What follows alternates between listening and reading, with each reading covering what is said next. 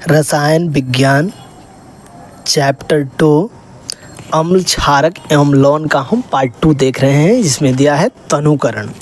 जल में अम्ल या क्षारक मिलाने पर आयन की सांद्रता में प्रति इकाई आयतन में कमी हो जाती है। इस प्रक्रिया को तनुकरण कहते हैं। PH scale. पीएच का पूरा नाम होता है पोटेंज हाइड्रोनियम। इसे पीएच में पी सूचक है और पुषांश पोटेंज, जिसका अर्थ शक्ति होता है। DEF1 किसी विलयन में उपस्थित हाइड्रोजन आयन की सांद्रता ज्ञात करने के लिए जो स्केल काम में लिया जाता है उसे पीएच स्केल कहते हैं। डेफिनेशन सेकंड है। DEF का मतलब होता है डेफिनेशन सेकंड।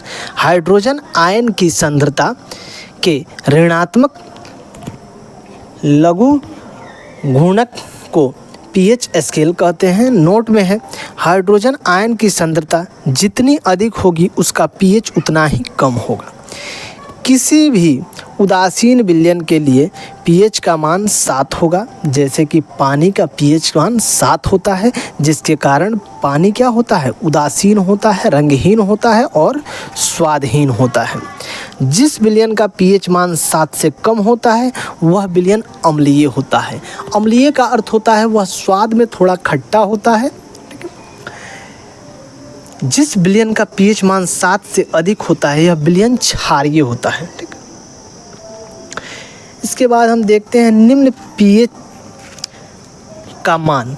निम्न विलयनों का पीएच मान है, ठीक है, जिसमें दिया है कि विचलन विलयन दिया है और पीएच मान दिया है। विलयन में क्या है, जठर रस। जठर रस का पीएच मान होता है 1.2। नींबू के रस का पीएच मान होता है 2.2। शुद्ध जल का पीएच मान होता है 7। रक्त का पीएच मान होता है 7.4। मिल्क ऑफ मैग्नीशिया का पीएच मान होता है 10। सोडियम हाइड्रोक्साइड का पीएच मान होता है 14 और हाइड्रोक्लोरिक अम्ल का पीएच मान होता है 0। प्रबल अम्ल। अधिक संख्या में H+ आयन उत्पन्न करने वाले अम्ल प्रबल अम्ल कहलाते हैं। उदाहरण होता है HCl और H2SO4। जिसे प्रबल अम्ल को स्ट्रॉन्ग एसिड भी कहा जाता है। दुर्बल अम्ल। दुर्बल अम्ल को वीक एसिड भी कहा जाता है। कम संख्या में H+ आयन उत्पन्न करने वाले अम्ल को दुर्बल अम्ल कहा जाता है। जैसे उदाहरण में है CH3COOH। प्रबल क्षार, स्ट्रॉन्ग बेस जिसे बोला जाता है। वे क्षार जिनका जलीय विलयन में पूर्णतः आयनन हो जाता है उसे प्रबल क्षार कहते हैं। उदाहरण होगा NaOH, KOH।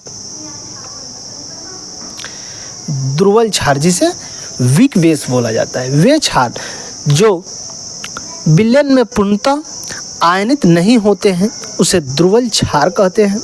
उदाहरण NH4OH, MgOH होल ट्वाइस।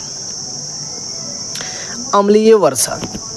वर्षा के जल की पीएच मान 5.6 से कम हो जाती है तो वह अम्लीय वर्षा कहलाती है। अम्लीय वर्षा के कुप्रभाव। अम्लीय वर्षा का जल जब नदी में प्रवाहित होता है तो नदी के जल का पीएच मान कम हो जाता है। ऐसी नदी में जलीय जीवधारियों की उतरजीविता कठिन हो जाती है, मतलब जलीय जीव की जीवन में थोड़ा सा कठिनाई उत्पन्न हो जाता है। अम्लीय वर्षा के कारण संगमरमर से बना ताजमहल काला पड़ने लगा है, क्योंकि कैल्शियम कार्बोनेट वर्षा में उपस्थित अम्ल से क्रिया कर लेता है, जिसके कारण अम्लीय वर्षा के कारण संगमरमर का रंग क्या होता है, काला दिखने लगता है। दैनिक जीवन में पीएच का महत्व। हमारे शरीर का पीएच प्रास 7 से 7.8 के बीच कार्यशील रहता है। वर्षा का जल का पीएच मान 5.6 से कम हो जाने पर उसे अम्लीय वर्षा कहते हैं। पौधों को एक विशिष्ट पीएच मान की आवश्यकता होती है। हमारे उदर HCl उत्पन्न करता है। यह अम्ल हमारे उदर को हानि पहुंचाए बिना हमारे भोजन को पचाने में सहायता करता है अपच होने पर हमारे उदर में अधिक मात्रा में HCl उत्पन्न होता है, जिससे पेट में दर्द, जलन अनुभव होता है। इससे मुक्त होने हेतु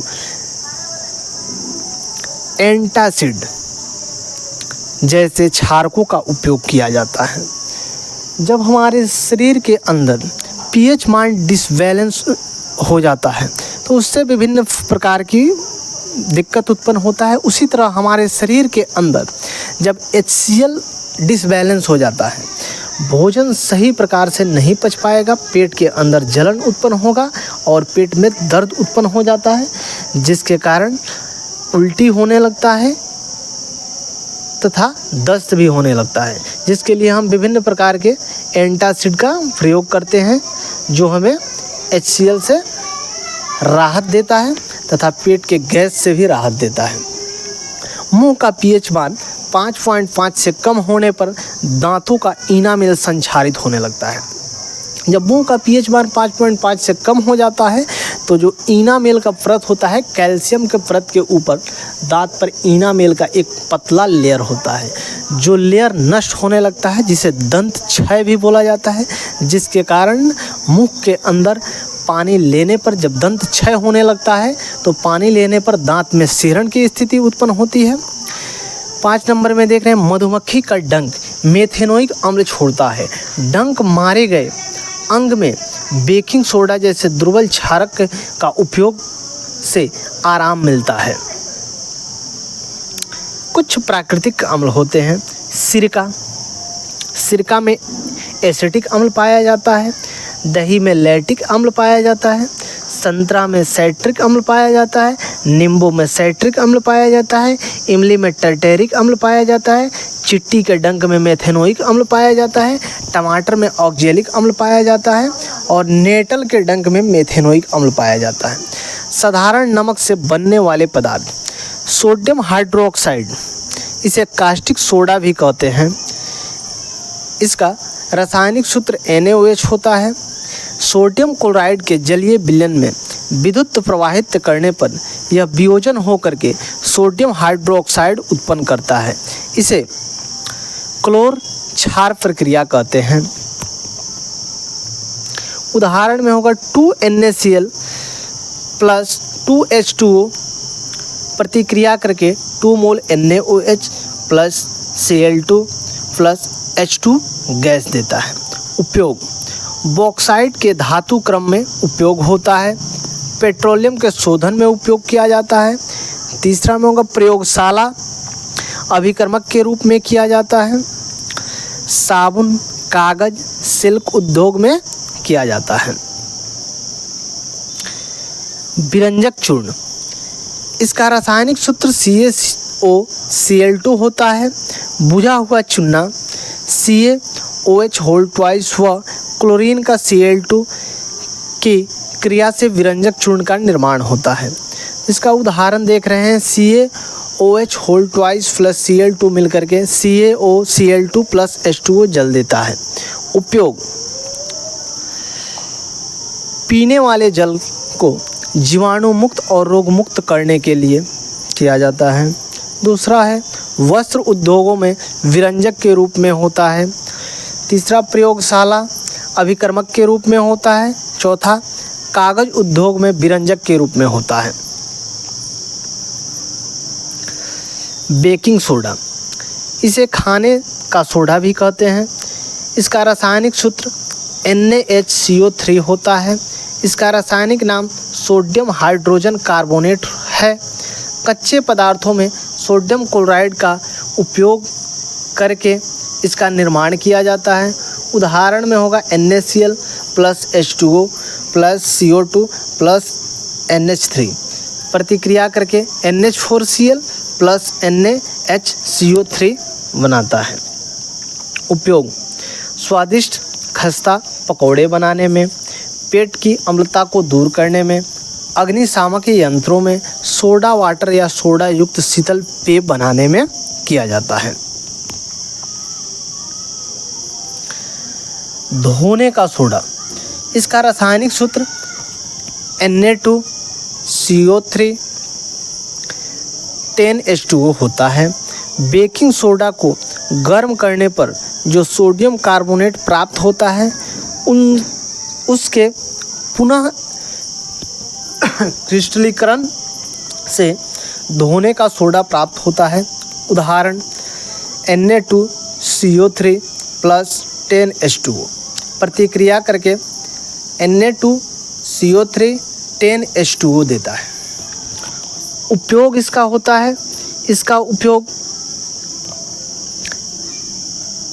कांच, साबुन एवं कागज उद्योगों में होता है। दूसरा, इसका उपयोग घरों में सफाई के लिए होता है, प्रयोगशाला में अभिकर्मक के रूप में होता है, जल की अस्थायी कठोरता को हटाने में होता है।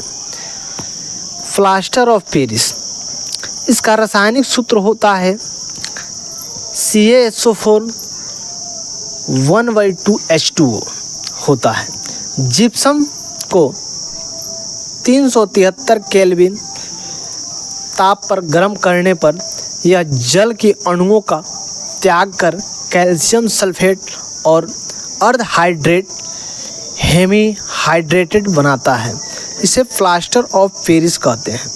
उदाहरण होगा इसका CaSO4 × 1/2H2O प्लस 1.1/2H2O प्रतिक्रिया करके CaSO4 प्लस 2H2O देता है, जिसे जिप्सम कहते हैं। उपयोग भवन निर्माण में, दंत चिकित्सा में, मूर्तियों आदि सजावट के सामान बनाने में और टूटी हुई हड्डी के ऊपर प्लास्टर करके जोड़ने के लिए भी पेरिस ऑफ प्लास्टर का प्रयोग किया जाता है। चैप्टर 2 अम्ल क्षारक एवं लवण का सेकंड पार्ट भी समाप्त हुआ।